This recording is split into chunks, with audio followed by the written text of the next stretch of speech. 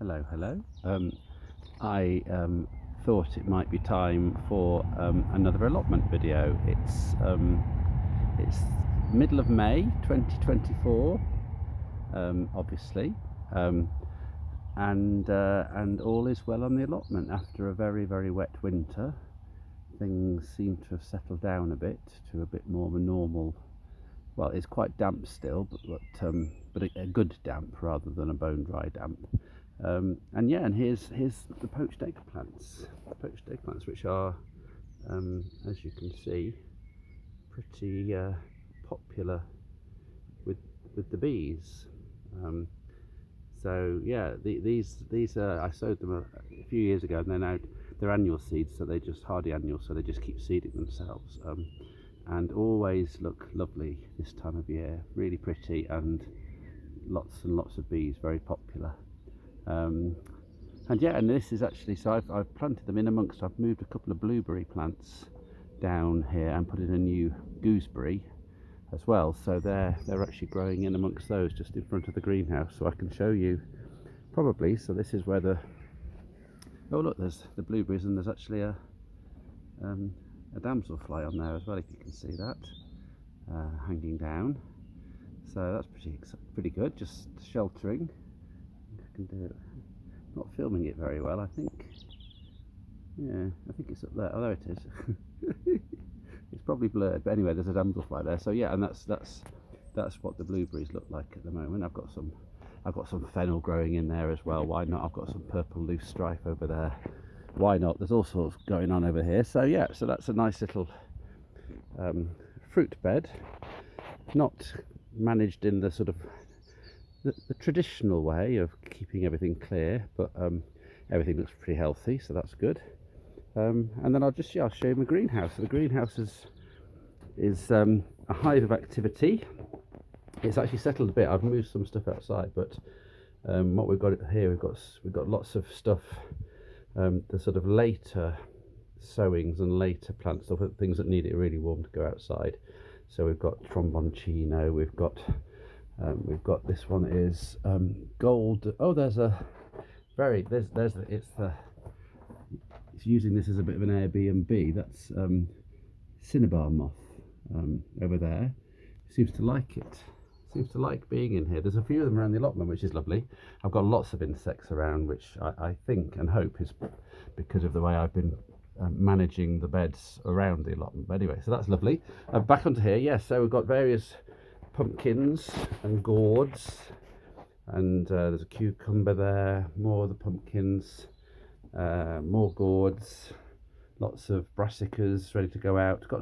I've been buying my seeds from a company called Real Seeds this year, so I've got some very interesting looking plants which I haven't grown before. So for example, over there, they're called horizontal broccoli, which I think is a South American broccoli. It looks completely different. You can see that's a normal brassica sort of shape when it germinates, and that's this different type of broccoli. So that'll be very I can't remember even what it said, but it looked very interesting. I think it looks quite different, but it tastes very good apparently, and yeah, a different type of plant, so that's really interesting. Down here I've got some later sowings of peas I've just done today, and sweet corn, various bits and bobs, and that's some red veined sorrel. They've got a free with a magazine. There's some sunflowers and digitalis, so lots of stuff still in the greenhouse. And over here I've got some dill that I sowed on the 24th of March, and I've got some bergamot and some tarragon, some basil I've just planted out there, and then lots of tomatoes in grow bags. Peat free, of course, these days. Everything's peat free. So last year I got some more. I got a lot of slime molds growing on the surface because the peat free grow bags tend to be very much a lot of woody material in there composted down, so that's perfect for slime mold. So we'll see what happens this year, but it's perfect conditions for slime molds. It's very damp, it's rotting wood, and it is quite humid in here. So yeah, so that's all ticking along. So the plan is to move these pumpkins and gourds out over time when it's ready, and the brassicas, and then I'll just have cucumbers and peppers growing on this side. and tomatoes there, and I'm going to move some of those tomato plants outside and see how they get on outside. Always a bit risky, but if you get a good summer and no blight, then fingers crossed they'll do quite well. So then round here, so what I've been trying to do this year, a bit of a different sort of different set of ideas. Well, I try different things every year really, but this year what I'm doing is I'm trying to let the weeds, the wildflowers, grow amongst everything, so to sort of keep the soil covered. Only when they're growing right next to the actual plants do I take them out, so they don't take too much water or nutrition from the actual vegetables. But other than that, I'm letting them grow quite freely in amongst the other plants. So we'll see how that goes. So then I'm going to scootly around here very quickly to my new mini pond over here, which is already, it's been here about 4 weeks. It's got a newt in it already, or it had a newt this week. I'm not sure whether the newt will stay forever, but anyway, it's got a newt. It's got so over here I've also got 2 hoverfly lagoons. So there's a couple of species of hoverflies whose, now I'll probably get this wrong, larval stage is actually underwater, and they form they're these creatures with a sort of, they're called something like, I think, long-tailed larvae or something, but they're actually, it's not actually a tail, it's a feeding tube, a breathing tube. So here you go, here's one. There's one already there, wriggling around, and I think that is one of the hoverfly species, because this one is here, she's here pretty much every day, and there seem to be larvae pretty much every day. So, and I think, I don't know if you can see, there's lots of other food, there's other insect larvae, and they seem to be going after them and chomping all the other larvae. There's all sorts of spiders, there's all sorts of things going on here. It's full of life after 4 weeks. So that's very exciting. So it's lovely to have the hoverfly larvae. The intent was to have a hoverfly larvae in here, but I only did those last week. So in the meantime, I've got some in there. But that's a pond that's 4 weeks old. Looks quite settled, doesn't it? I'm quite happy. So yeah. So then I'll take you along. So this bed, all the way along the allotment, is for insects and pollinators. So I've got wildflowers, teasels, forget-me-nots, campion, bedstraw, garlic mustard, green alkanet. I've got some geums, I've got some verbascums at the back. There's some Viper's bugloss, Echium vulgare, buttercups. So this is all, and and there's a wild mallow at the back there. There's a bee just landed there. It's a joy. It's just got so much insect life all around it, which is lovely. That's the whole idea behind it. And then over here we've got nettles, and then I'll whisk you along. I'll come back onto the vegetables after, so I'll whisk along. We've got a native planted hedgerow at the back there. Then we've got lots of cow parsley over here. Repeater. There's fennel in there. There's various things have appeared. There's Phacelia over here, which has emerged from that bed. Broken free. We've got Herb Robert. All of this and look, there's a cinnabar moth there. There's a damselfly here. We've got, it's brilliant. It's absolutely brilliant. It's full of life, absolutely full. So every day I come down and I see, oh look, there's lots of beetles doing a bit of jiggy. 2 pairs of beetles over there.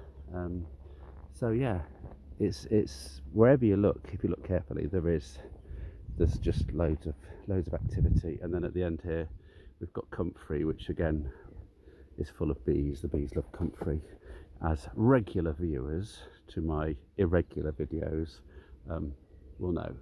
So yeah, so that's working really, really well. It's lovely, it's a joy, and so we get lots of pollinators and lots of insects, and the idea is that it just forms a sort of natural system where there's lots of prey and predators, and things stay in a fair amount of balance without too many aphids, for example, or too many of anything. So that's the idea. So yeah, so it's lovely. So anyway, back onto, so here's another example of, so this is bare soil at the moment. There's going to be some gourds going in here, some pumpkins, but so I'm just leaving it. I think this is Scarlet Pimpernel, the wildflower.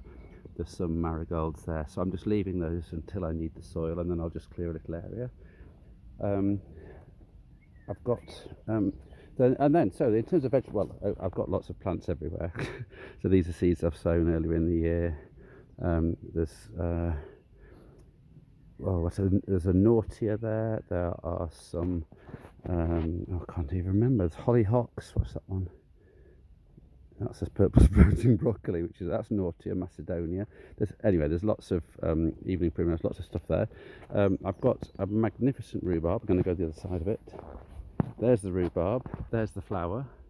I've already done one harvest and made jam, chutney, and something else which I've forgotten. But yeah, they're probably coming again because they like the rain, so they'll keep coming. Then over here I've got the so I can't grow any alliums in the beds on my allotment because of white rot. So these are 2 metal tin baths, which seem to be doing the job brilliantly, and another container there. So that garlic should be there's a train, of course, should be ready in the next month or 2. So that seems to be doing really, really well. It looks really well. I mean, we've got some lovely sturdy stems there which look like they're going to be pretty promising. So, and then I've got a container of carrots in there, so, and I've got some radish over there. So yeah, I'm making use of some extra space. My neighbour very kindly said that this is my space, or I can have this space, so I've put containers there in a very nice, he likes it in a nice sort of square shape. So yeah, so I'm using a bit of extra space, which is great. And then over here, so a lot at the moment, before I put all those other, but it's actually looking very verdant. I'll come on to the clothes horse. Looking pretty verdant actually. So the broad beans, this is the 3rd lot I planted. So you can see they're looking really, really healthy. The fragrance of the broad beans is just amazing at the moment. On still evening, it's as sweet as any flower you could ever grow. It's absolutely lovely. So and I've got lots of it. So that's one set of broad beans. That's the 3rd lot. Here's the perpetual spinach, which we're still eating. Been eating for a year. Still, you can see it's going to seed now. It's trying to flower. And no matter how many times I try and persuade it not to by chopping off the flowers, it's definitely determined to flower. But even so, you can still oh, there's a nice shield bug in there. But there's still plenty of leaves there. So for another few weeks, I'll still be harvesting that. I say you sowed that last April, and I've been eating it ever since, all through the winter. So it is a brilliant vegetable to grow, really, really good. And then here's the potatoes. So I tried a different set of potatoes this year. So I went to a different company that do all sorts of different varieties and tried a few different ones. So I've got 2 rows there. I think that's an early crop, first earlies. Then these ones are a bit slower. This one is a variety called Axona. So put in on the 30th 3rd. That's quite organised. That's only because I did my course. They told us you have to put the date. It's very important. So the name. So that's the Axona, but they're obviously slower than those because they were all planted about the same time. But looking quite healthy now. They took a while to come up, but they're looking quite healthy. And then this is another variety at the end here. So the good thing as well about the place I got them, whose name I've forgotten, it's a specialist potato place, is you can get 6 of each variety, which is really good actually. So quite often you have to get 2.5 kilos or 5 kilos, and that's a lot, which creates a lot of potatoes, and that's too many for us. So there I've got this one variety is called, what's it called? Santiago. So new interesting varieties, so we'll see what happens with those. But they're doing well. So that's just starting to earth them up as they grow. So what I do is, as they appear, I keep earthing them up but leave the leaves visible, and then until they get to that point, and then they don't need any more, then I'll just leave them then.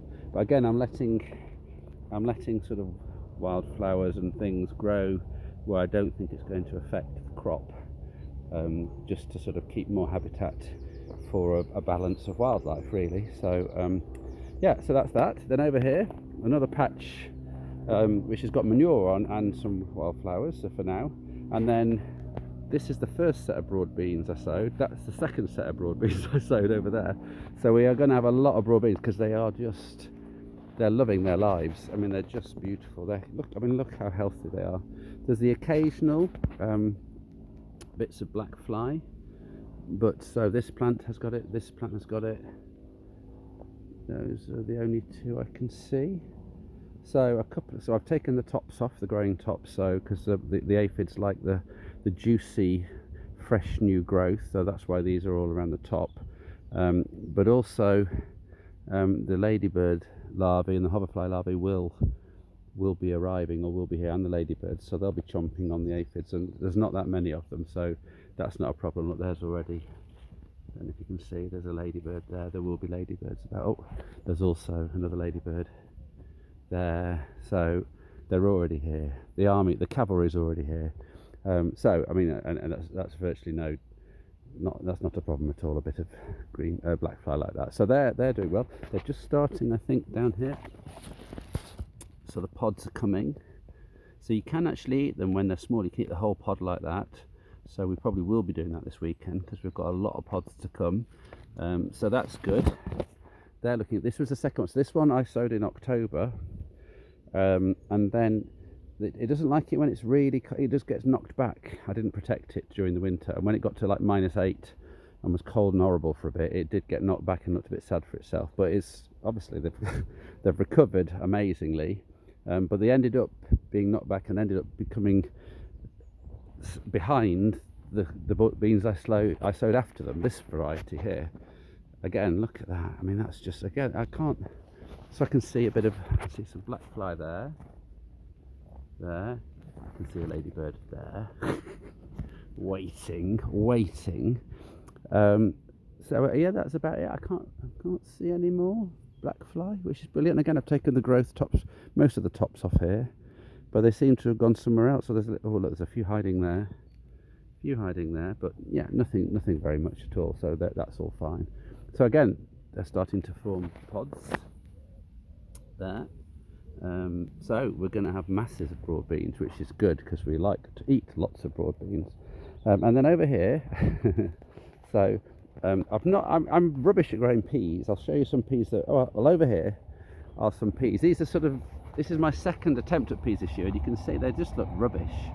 They've been eaten by something. I think some sort of flea, beetle type thing is eating them. They're not really doing anything. I protected them by this Fort Knox of a load of netting, because the previous lot were eaten by pigeons, but these ones, they're still not doing very much. So I'll leave them for a bit and then see what happens. But those are quite dwarf varieties. They only grow, look at my beautiful, I've got a beautiful frame ready for them to grow up, where I've stuck in some canes, and then I've wrapped the other canes around them, so in front of behind along, so it's beautiful, ready for them. And then the flipping things aren't doing anything anyway. So but they only grow to about 3 feet, these ones. But what I've also done, there's an old variety I used to grow, which I found again at the lovely Real Seeds, called Magnum Bonum, and this grows about 7 feet tall, and this looks like it's off and running already. I only planted it a few days ago and it's off and running, so I'm cautiously optimistic that these ones, because these don't seem to be nibbled by anything, they're just romping along, so I'm hoping that these are going to get really tall, because once they get going, then they get going and nothing can stop them. So so that's good. And in amongst them I've got some lettuces. So, and my technique, well, I think my technique of putting out plants, hardening them off, so anything that I've grown in the greenhouse, harden them off for a week and let them sit outside so that they don't get too much of a shock when you plant them out. Then planting them out when the soil is dry and the forecast is for at least a day or two of dry weather. I think that definitely helps them get established. And then when the slugs actually come around when it gets wet again, because the slugs don't come out when it's dry, when the soil is wet again and the slugs come out, I think fresh growth, they can smell it or they can sense it or something like that. They seem to be able to, because they go straight for it. But I think when it's been around for a while, it's been outside for a bit, and then it's been out for a couple of days before it rains, I think it's lost its allure a little bit, because they don't seem to. They're all untouched, those lettuces, and lettuces are normally one of the first things the pesky critters go for. So yeah, so they seem to be okay, because they've had 2 days of solid rain and 2 evenings, and they've not been munched at all, so that's good. I don't actually, quite strange, this is going to talk about tempting fate, I don't actually have many slugs on here, much of a problem with slugs. I in my dreams I hope that it's just because I'm totally organic and I've got all sorts of other creatures battling against the slugs and the snails. I think so. I've got birds aplenty, I've got all sorts of insects, I've got, yeah, there's newts around, there's probably, I think that I've had frogs around and stuff, so I'm hoping, maybe even a hedgehog, who knows, so I'm hoping that that's the reason as well. But also my copyrighted fail-safe technique of planting out in dry weather probably helps too, I think. Then over here we've got so this bed, so it's covered because again the pigeons started chomping on it, but at the moment at the front I've got some free with a magazine, again echiums, so just an annual echium, but that's supposed to be very good for bees when they're ready, and they're doing really well. So I sowed those in the greenhouse, I think I started them in February, and they're doing, I've got a label somewhere but I don't know what I've done with it, so so my smugness at the previous label is now just, you can see that's a one-off. I've lost the label by now. Anyway, so they're looking well though, they're looking healthy, so they're going to be flowering quite soon, I think. And then here, so this is now, so what I'm doing here, so we can see that's some chard grown from seed. So I grew it in modules in the greenhouse and brought it out, so looking really, really healthy, and that's just about ready to start eating, I think. What I'm doing, I've put some green manure amongst wildflowers. Oh, there's another ladybird there. In amongst the rows to protect the soil and just to see what happens. So some crimson clover, so that's in there. Then over here I've got some perpetual spinach, so the stuff that I showed you that's going to seed, this is the next year's lot, and I've grown it in modules and then planted it out. That also is looking really good. And then I've got some rat's tail radish, which is a radish where you don't eat the root, you eat the seed pods, which look like a rat's tail, obs, and are very spicy and lovely. So so that's in there, so they're all looking pretty healthy. And then a patch there for more planting out, and then behind me are my raspberries. Now raspberries, when you put them into a bed, I mean generally the rule is they don't last very long. These are summer raspberries. There's another train, of course. These are summer raspberries, and I don't know, I've had these for 10 years I think, and I just put manure on every year, chop them back down in the winter, and they just keep coming. I mean some of them they're looking slightly paler green, but I think that's just because it's fresh growth, because last year we had masses, and they are old. That's not the only problem with them is they go romping off across into the beds at the side as well, so that's one of the things. I have to keep pulling the runners up. They do that, the pesky things, but apart from that, brilliant, delicious raspberries, and loads of them. So yeah, they're looking as good as ever.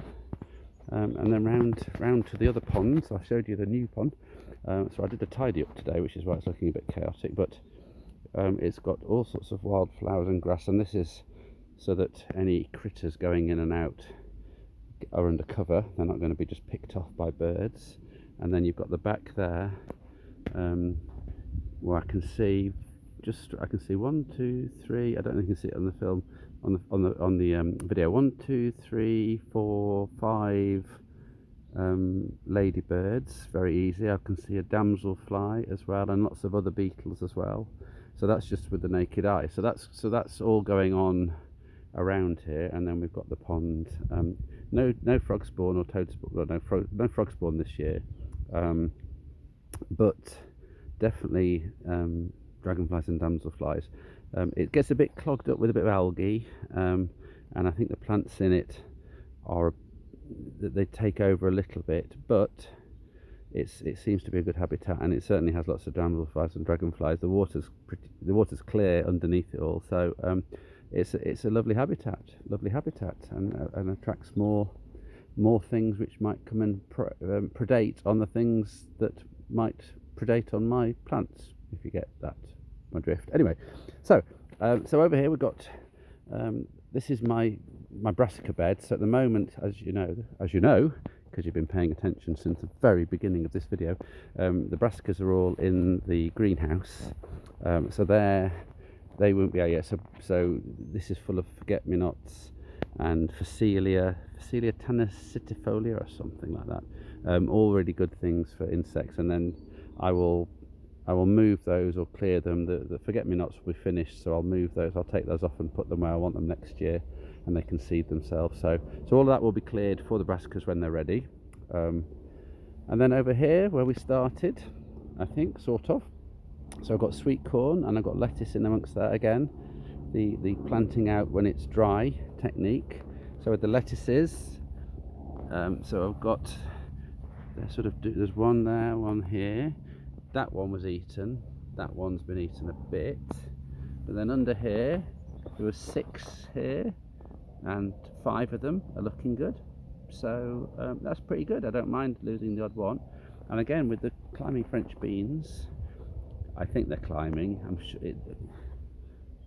yeah, did it say? Well, I should always hope it's climbing. They're called Cherokee Trails of Tears.